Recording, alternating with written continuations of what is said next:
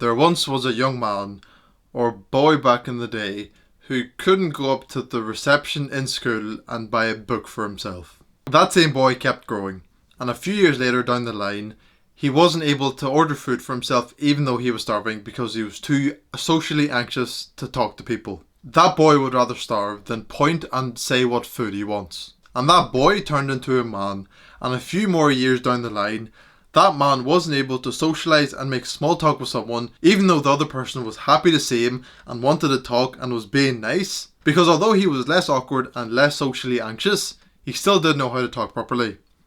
That man is me, and the last thing I mentioned happened 2 months ago or something.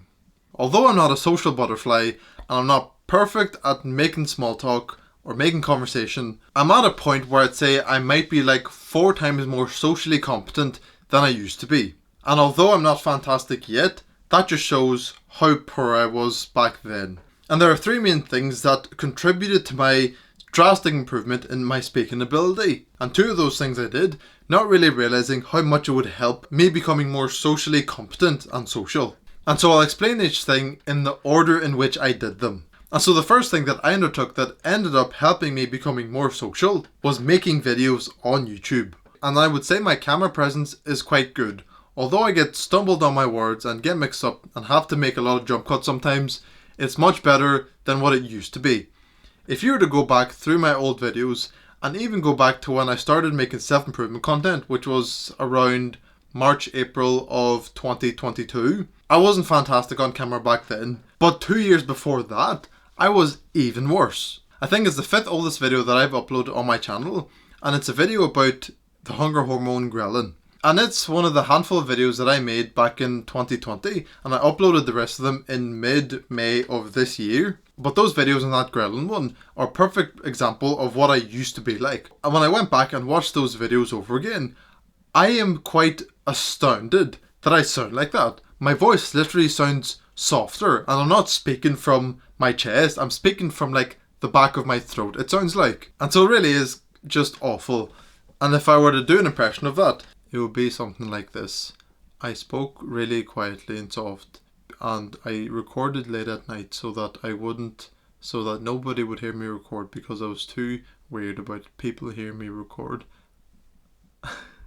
And so I recorded at night, so I had to be even more quiet on top of how quiet I already was. But me making YouTube videos again, making self-improvement content, wanting to level up my YouTube channel, then grow and have a successful YouTube channel, I understood that I needed to improve my camera presence. And you of course improve your camera presence by speaking more loudly, speaking more clearly, being more confident, maybe using hand gestures, changing your tone with some of the things you say. And so the biggest way that YouTube helped me to talk to people better and be socially more competent is basically just know that it's within me to speak clearly and loudly and with enthusiasm. Me making YouTube videos and being enthusiastic in them showed me that if I can do it by myself with a camera, then I can do it with other people, no problem surely. And you may be watching this and you don't really want to start a YouTube channel, you don't know what you would do on it, and so it's not really applicable to you, you think. You would be wrong. Because any sort of content that is trying to be positive is going to bring a net good. Because even if you don't really care about teaching other people things or talking about things that you're interested in and you just want to keep it to yourself, even if you vlogged through your daily routine and showed how productive you can be or the things that you get up to, at least some people will find value in that. And so with you doing that, you not only help other people, but you level up your speaking ability by talking to the camera at least a few times a week, say. And so it doesn't have to be anything fantastic, it doesn't have to be something ultra high production, high quality, perfect speaking, no pauses, no jump cuts. Just do your thing and try your best. And so of course the first few dozen videos that you make won't be very good at all, but it'll be a start. And you'll be doing infinitely better than if you did nothing at all. The second thing I started to work on, which was also subconsciously, and I didn't realise it would help me become more socially competent, was just improving my confidence in general. Because for me, knowing that I can speak quite well in front of a camera, knowing that I could talk loudly with enthusiasm. That is at least one thing that made me more confident with speaking to other people, because I know I don't sound stupid, or my voice isn't too soft, or it's not weird in any way. I've listened to myself so many times. I'm used to it, and I understand that I don't speak weird or I don't do anything weird socially, because I've literally spent hours upon hours watching myself talk to a camera, and I'm at least interested in the things that I say and how I say it. And so if I believe in myself, that's good enough. And not only that, I of course take care of myself.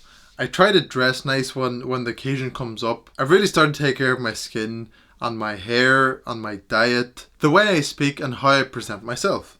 I'm taking care of all that, which means that I'm not going to ever overthink and be anxious about all of that, because I know I put effort into it for it to be good and for me to excel in said thing. And so if I know that I exercise, which makes my body look better, I meditate, read, and journal, which makes me more mindful and more well spoken, and I try to be funny, try to be interesting, so I know that I'm not boring.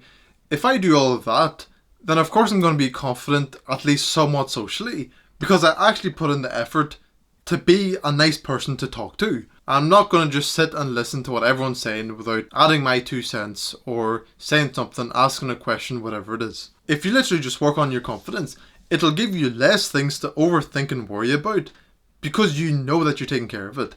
Because, for example, I still not get anxious or overthink, but sometimes I get caught up in the moment when I don't know what to say, and I'm super conscious of it. Well, that's basically what self-conscious is. And so I become self-conscious in the moment that I'm not saying anything, and perhaps the situation is getting a bit awkward.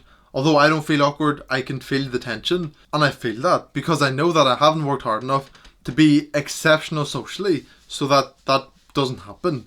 Or if it were to happen, I know that it's fine. And just a quick tip, that if you ever catch yourself being self-conscious in the moment about not knowing what to say, usually the first thought that comes to mind, which usually shouldn't be completely outlandish, is a good way to resume conversation. If it's your personal experience with something that you were talking about, if it's a question about what you were just talking about, even if it's just a question that randomly came up that is within social norms, if you say or ask those things, they're not going to think you're weird. That's how people make conversation. They add what they think, they add their experiences, or they ask questions. Those are the 3 usual things that make up a conversation. So again, they add their 2 cents about what they may think, so opinion. They add their own experiences with the thing that you may be talking about, or they may ask questions. And so me making YouTube videos and increasing my confidence, although those help me socialize, they aren't the foundational building blocks that make up being a social person and learning to socialize. The way I would describe it is that I'm a race car, and the goal that I'm trying to get to, which is becoming a socially competent person, is the racetrack. I could make YouTube videos and increase my confidence, but that doesn't put me on the racetrack. Instead, they build up the car that is going to become a faster, more better car when it goes onto the racetrack. So doing those things doesn't actually put you on the racetrack and give you any results. It merely prepares you for it. And so if those things prepare you for the racetrack, and the end goal is being socially competent, then the racetrack has to be practice. You practice talking to people in whatever scenario may come up. And so like I said, doing YouTube and increasing my confidence helped me practice more stress-free, because I knew I had the speaking ability within me, but I just had to let it out. And I was confident enough not to overthink about myself or think that I'm going to say something stupid. And so you just practice. Practice making small talk. Say hello or nod your head to the people you walk by. One fantastic thing is that if you have a dog, because if you have a dog and you walk it quite often especially, you're going to run into other people who have a dog, and the dogs come over to each other and sniff each other, and you say, oh, your dog's lovely, and then that opens up such an easy conversation with anyone you might run into. As long as they're not grumpy. There are some, of course, grumpy people who don't really want to talk. But you'll learn that. You may make conversation with someone who isn't really feeling it, but you'll know next time to not really talk much to people like that, by analysing their social cues and just remembering it next time. And one mistake that I've still been making until very recently is that I've always been comfortable saying hello to people. That's no problem. But for some reason, I've always found it so awkward for me to ask questions and ask people, and especially just asking people how they are doing or how they are. And that's exactly what happened in the example that I gave in the intro. Because I was out in public and me and my girlfriend are walking, and a woman that I worked with said hello to me, and she was all smiles, and she said hello energetically and then said how I am. I answered, I said I'm good, and then didn't ask her how she is. And that made me feel so incredibly awkward after, because I knew that I acted awkward in that situation. And with me being weird and not being able to ask, how are you, to the woman in question, that made it weird, and she probably thought maybe she did something. And also probably just felt the awkwardness from me. And so in that scenario, I stayed comfortable. I didn't ask how the woman is. And so I didn't put myself outside of the comfort zone and did something that I knew I should have done. That made it worse for me. And then the seconds following the end of that interaction, I started to feel such cringe for myself, because I knew I just acted like a complete incel, I think is a good way to describe it. And I literally journaled about it and wrote out the interaction and wrote out what I was going to do next time, because it was so bad. And literally the most simple way to practice socializing with people, saying hello, asking how they are, and then talking about what they said, or talking about what you're doing, or what has happened to you recently, or what you're going to do in the near future. Like I already mentioned, most of the time the first thought that comes into mind when you're making conversation is sufficient enough to say, to continue the conversation, and not halt it, not make it weird, not make it awkward or anything.